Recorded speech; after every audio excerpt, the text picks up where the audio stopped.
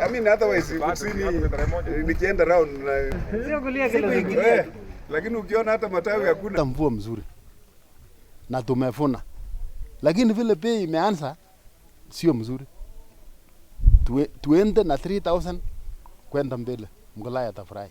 Let us use the right means of making money. Hii maneno ya kudanganya watu kwa unaweza kuwa millionaire overnight na usemi ni biashara gani unafanya, tusidanganye watu wetu wa Kenya.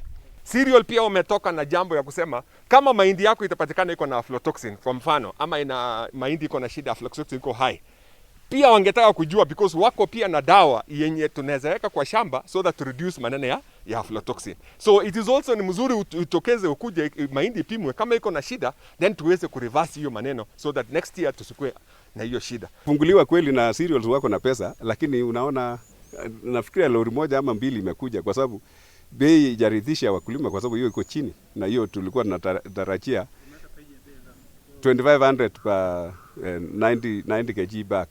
Kate farm wanaona na 2550 to 2600 tukiongea sasa hivi siku ya leo, na National Cereals wamenunua na shilingi 2500. Kwa hivyo wako na chini kwa shilingi 100 ama shilingi 50.